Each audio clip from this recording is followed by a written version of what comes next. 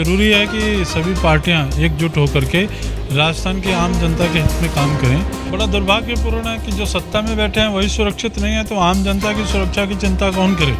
ये बहुत बड़ा प्रश्न चिन्ह है। राजस्थान विधानसभा चुनाव को लेकर चुनावी माहौल बन चुका है और तमाम पार्टियां अपनी तरह से राजस्थान में सरकार लेकर आने के दावे कर रही है। इस वक्त हमारे नवतेज टीवी के न्यूज़ रूम में पधारे हैं शिवसेना हिंदुस्तान के राष्ट्रीय अध्यक्ष पवन गुप्ता जी। राजस्थान में चुनावी माहौल है, लगातार चुनाव आते आते सभी पार्टी एक्टिव हो जाती है और इस बार राजस्थान के अंदर कांग्रेस भी सरकार रिपीट करने के दावे कर रही है, तो बीजेपी भी अपनी तरह से पूरी मेहनत कर रही है। अब राजस्थान के अंदर कानून व्यवस्था को लेकर लगातार सवाल खड़े हो रहे हैं, आए दिन दुष्कर्म हो रहे हैं, लड़कियों के साथ बलात्कार हो रहा है, यहीं गायों के ऊपर जो कहीं एसिड डालकर उनको मारने की कोशिश की जा रही है। किस तरह से देखते हैं इन चीज़ों को? देखिए, जो इस प्रकार की घटनाएं हो रही हैं जो कानून व्यवस्था पे सवाल उठाती हैं, उसके लिए ज़रूरी है कि सभी पार्टियां एकजुट होकर के राजस्थान की आम जनता के हित में काम करें। और हम लोग भी अभी आज जो मीटिंग हुई है प्रदेश के वरिष्ठ नेताओं की, उसमें तय किया गया कि 5 अगस्त को दोबारा से सभी जिलों के प्रतिनिधियों को आमंत्रित किया गया है। उनसे राजस्थान के वस्तुस्थिति की जानकारी लेने के बाद कौन से मुद्दों पे शिवसेना हिंदुस्तान प्रदेश विधानसभा चुनाव में आगे बढ़ेगी, वो तय करने के बाद हम ये तय कर लेंगे कि हमने किन मुद्दों पे जो राजस्थान की जनता के साथ अन्याय हुआ 4-5 साल, जिस पे सरकार काम नहीं कर पाई, चाहे वो कृषि के हों, चाहे युवाओं को रोज़गार देने का मामला हो, चाहे छात्रों के साथ अन्याय की बात हो, इन सभी विषयों पे हमारी चर्चा होगी और जो मुद्दे तय करेंगे उस पर शिवसेना हिंदुस्तान राजस्थान विधानसभा के चुनाव लड़ेगी। वर्तमान में राजस्थान में कांग्रेस सरकार है, वहीं कांग्रेस की विधायक दिव्या मदेरणा ने कल बयान दिया है कि मैं राजस्थान में स्वयं खुद सुरक्षित नहीं हूं, तो मैं बाकी की सुरक्षा की बात कैसे कर सकती हूं, चूंकि उनकी सरकार राजस्थान में है अभी कांग्रेस की। तो बड़ा दुर्भाग्यपूर्ण है कि जो सत्ता में बैठे हैं वही सुरक्षित नहीं है, तो आम जनता की सुरक्षा की चिंता कौन करे? ये बहुत बड़ा प्रश्न चिन्ह है। और इसीलिए 5 अगस्त को शिवसेना हिंदुस्तान के तमाम जिलों के प्रतिनिधि बैठेंगे और हम ये सारी स्थिति की समीक्षा करेंगे कि जो पूरे 4 साल 5 साल कांग्रेस की सरकार रही, उन्होंने क्या शासन में रह करके जनता के लिए काम किया, और जो अपोजिशन में भारतीय जनता पार्टी रही उनकी क्या स्थिति रही, और कौन से ऐसे मुद्दे हैं जो इन्होंने किसी भी दोनों ही दलों ने हल नहीं किए। उन सभी स्थितियों की जानकारी लेकर के और शिवसेना हिंदुस्तान उनको फाइनल टच दे करके विधानसभा चुनाव की तैयारी में जुटेगी। राजस्थान में आप पधारे हुए हैं और लगातार आप भी एक्टिव नज़र आ रहे हैं, चुनाव सामने है। आपने पंजाब के अंदर भी 700 हिंदुओं को न्याय दिलाने की बातचीत कही, उनको मुआवजा दिलाने की बातचीत की, वो प्रक्रिया कहाँ तक पहुँची है? क्योंकि अभी तक उसके ऊपर किसी प्रकार की प्रतिक्रिया और एक्टिविटी नज़र नहीं आ रही है। 35,000 आतंकवाद पीड़ित हिंदुओं को न्याय देने में सरकार कोई भी हो, भाजपा की रही हो, कांग्रेस की रही हो, अकाली दल की सरकार रही हो, यहाँ तक कि केंद्रीय सरकार, उसको भी हमने अप्रोच किया कि आपने लाखों करोड़ रुपया जो है कश्मीर वैली को संतुष्ट करने के लिए खर्च दिया, पर जिन हिंदुओं ने खालिस्तानी आतंकवाद के खिलाफ देश का तिरंगा हाथ में पकड़ करके लड़ाई लड़ी, अपनी शहादतें दे दी, लेकिन पंजाब को पाकिस्तान के समर्थक ये जो आतंकवादी थे उनके हवाले नहीं किया, उनको मुआवजा देने के लिए मात्र 781 करोड़ रुपए की रकम मोदी जी के नेतृत्व वाली केंद्र सरकार भी नहीं जुटा पा रही। हम इस स्थितियों को समझ नहीं पा रहे, क्योंकि हमने उस समय के राष्ट्रपति रहे जो अभी रिटायर हुए हैं, सेवा मुक्त हुए, उनको भी हमने ज्ञापन दिया, गोविंद साहब को, रामनाथ कोविंद जी को, लेकिन उसके बावजूद भी उनकी ओर से कार्रवाई नहीं हुई। केंद्र सरकार के गृह मंत्री के ध्यान में लाए, प्रधानमंत्री के ध्यान में लाए, तो ये पंजाब के हिंदुओं से सौतेला व्यवहार है। इसी कारण पंजाब की भाजपा को और केंद्र की भाजपा को कांग्रेस से लोग लाने पड़ गए। वो भाजपा जो पंजाब की है वो तो चुप कर गई, शांत कर गई।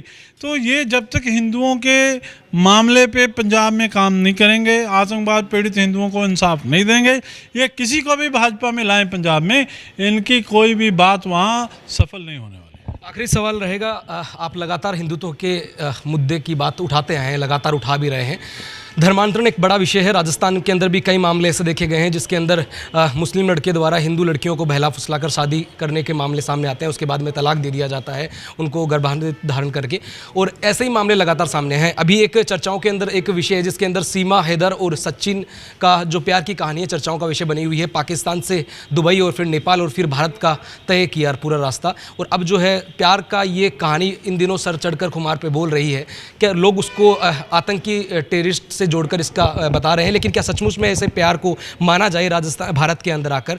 आप क्या सोचते हैं? हम कैसे प्यार को माने? हमारे हिंदू लड़कियों को कश्मीर में अपना पाकिस्तान से उठा लिया जाता है, वहाँ की न्यायिक एजेंसियाँ कोई न्याय नहीं देती, पुलिस वाले केस नहीं दर्ज करते। अगर कोई लड़की कोर्ट में प्रोड्यूस की जाती है वहाँ पाकिस्तान के, तो उनको अदालत मिलवा नहीं सकती माँ बाप से। हमारे मंदिर तोड़ दिए गए, हमारे मंदिरों को तोड़ के वहाँ मॉल बनाने की कोशिश की जा रही है। तो ये कहाँ की इंसाफ है? वो कहाँ का प्यार? पाकिस्तान का प्यार हिंदुस्तान में आ गया। मैं एक सवाल पूछना चाहता हूँ केंद्रीय एजेंसियों से भी, कहाँ कुंभकर्ण की नींद में सोए रहे कि एक औरत, साधारण औरत, वो वहाँ से सफ़र करके हिंदुस्तान में आ जाती है और आपको पता नहीं लगता। तो ये बड़ा चिंता का विषय है और इसकी जो गहराई से जांच होनी चाहिए और ये चीज़ें मानी जाने वाली नहीं है। तो ये थे हिंदुस्तान शिवसेना राष्ट्रीय अध्यक्ष, हिंदुस्तान राष्ट्रीय शिवसेना के अध्यक्ष और वर्तमान के अंदर राजस्थान के अंदर पढ़ाए हुए हैं। नवतेज टीवी के न्यूज़ रूम के अंदर आज पधार कर इनसे बातचीत हुई और तमाम विषयों पर बातचीत हुई। राजस्थान के अंदर धर्मांतरण के मामलों को लेकर भी बातचीत हुई। लगातार धर्मांतरण के मामले बढ़ते जा रहे हैं, जिसको अगर रोका नहीं गया तो शायद आने वाले समय में एक अलग माहौल देखा जाएगा।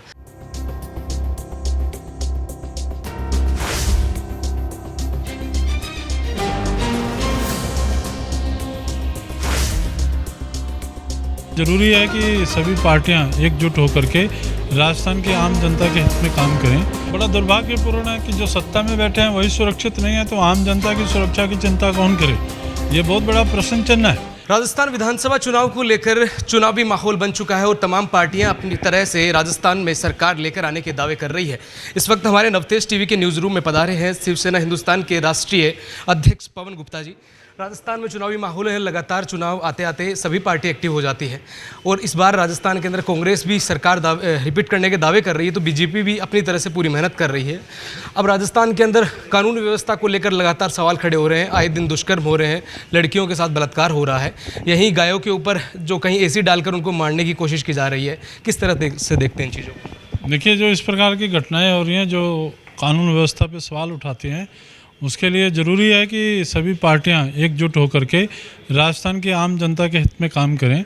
और हम लोग भी अभी आज जो मीटिंग हुई है प्रदेश के वरिष्ठ नेताओं की, उसमें तय किया गया कि 5 अगस्त को दोबारा से सभी जिलों के प्रतिनिधियों को आमंत्रित किया गया है।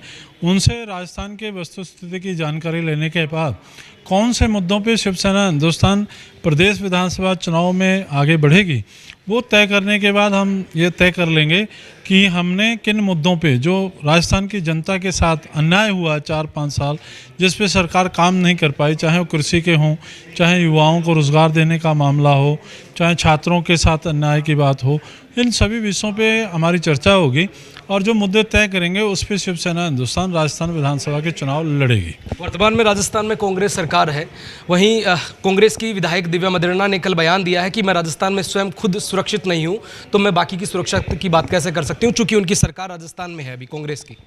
तो बड़ा दुर्भाग्यपूर्ण है कि जो सत्ता में बैठे हैं वही सुरक्षित नहीं है, तो आम जनता की सुरक्षा की चिंता कौन करे? ये बहुत बड़ा प्रश्न चिन्ह है। और इसीलिए 5 अगस्त को शिवसेना हिंदुस्तान के तमाम जिलों के प्रतिनिधि बैठेंगे और हम ये सारी स्थिति की समीक्षा करेंगे कि जो पूरे 4 साल 5 साल कांग्रेस की सरकार रही, उन्होंने क्या शासन में रह करके जनता के लिए काम किया, और जो अपोजिशन में भारतीय जनता पार्टी रही उनकी क्या स्थिति रही, और कौन से ऐसे मुद्दे हैं जो इन्होंने किसी भी दोनों ही दलों ने हल नहीं किए। उन सभी स्थितियों की जानकारी लेकर के और शिवसेना हिंदुस्तान उनको फाइनल टच दे करके विधानसभा चुनाव की तैयारी में जुटेगी। राजस्थान में आप पधारे हुए हैं और लगातार आप भी एक्टिव नज़र आ रहे हैं, चुनाव सामने है। आपने पंजाब के अंदर भी 700 हिंदुओं को न्याय दिलाने की बातचीत कही, उनको मुआवजा दिलाने की बातचीत की, वो प्रक्रिया कहाँ तक पहुँची है? क्योंकि अभी तक उसके ऊपर किसी प्रकार की प्रतिक्रिया और एक्टिविटी नज़र नहीं आ रही है। 35,000 आतंकवाद पीड़ित हिंदुओं को न्याय देने में सरकार कोई भी हो, भाजपा की रही हो, कांग्रेस की रही हो, अकाली दल की सरकार रही हो, यहाँ तक कि केंद्रीय सरकार, उसको भी हमने अप्रोच किया कि आपने लाखों करोड़ रुपया जो है कश्मीर वैली को संतुष्ट करने के लिए खर्च दिया, पर जिन हिंदुओं ने खालिस्तानी आतंकवाद के खिलाफ देश का तिरंगा हाथ में पकड़ करके लड़ाई लड़ी, अपनी शहादतें दे दी, लेकिन पंजाब को पाकिस्तान के समर्थक ये जो आतंकवादी थे उनके हवाले नहीं किया, उनको मुआवजा देने के लिए मात्र 781 करोड़ रुपए की रकम मोदी जी के नेतृत्व वाली केंद्र सरकार भी नहीं जुटा पा रही। हम इस स्थितियों को समझ नहीं पा रहे, क्योंकि हमने उस समय के राष्ट्रपति रहे जो अभी रिटायर हुए हुए हैं, सेवा मुक्त हुए, उनको भी हमने ज्ञापन दिया, गोविंद साहब को, रामनाथ कोविंद जी को, लेकिन उसके बावजूद भी उनकी ओर से कार्रवाई नहीं हुई। केंद्र सरकार के गृह मंत्री के ध्यान में लाए, प्रधानमंत्री के ध्यान में लाए, तो ये पंजाब के हिंदुओं से सौतेला व्यवहार है। इसी कारण पंजाब की भाजपा को और केंद्र की भाजपा को कांग्रेस से लोग लाने पड़ गए। वो भाजपा जो पंजाब की है वो तो चुप कर गई, शांत कर गई। तो ये जब तक हिंदुओं के मामले पे पंजाब में काम नहीं करेंगे, आतंकवाद पीड़ित हिंदुओं को इंसाफ नहीं देंगे, ये किसी को भी भाजपा में लाएं पंजाब में, इनकी कोई भी बात वहाँ सफल नहीं होने वाली। आखिरी सवाल रहेगा, आप लगातार हिंदुत्व के मुद्दे की बात उठाते आए हैं, लगातार उठा भी रहे हैं। धर्मांतरण एक बड़ा विषय है। राजस्थान के अंदर भी कई मामले ऐसे देखे गए हैं जिसके अंदर मुस्लिम लड़के द्वारा हिंदू लड़कियों को बहला फुसलाकर शादी करने के मामले सामने आते हैं, उसके बाद में तलाक दे दिया जाता है उनको गर्भाधान धारण करके, और ऐसे ही मामले लगातार सामने हैं। अभी एक चर्चाओं के अंदर एक विषय है जिसके अंदर सीमा हैदर और सचिन का जो प्यार की कहानी है चर्चाओं का विषय बनी हुई है। पाकिस्तान से दुबई और फिर नेपाल और फिर भारत का तय किया पूरा रास्ता, और अब जो है प्यार का ये कहानी इन दिनों सर चढ़कर खुमार पे बोल रही है कि लोग उसको आतंकी टेररिस्ट से जोड़कर इसका बता रहे हैं। लेकिन क्या सचमुच में ऐसे प्यार को माना जाए राजस्थान भारत के अंदर आकर? आप क्या सोचते हैं? हम कैसे प्यार को माने? हमारे हिंदू लड़कियों को कश्मीर में अपना पाकिस्तान से उठा लिया जाता है, वहाँ की न्यायिक एजेंसियाँ कोई न्याय नहीं देती, पुलिस वाले केस नहीं दर्ज करते।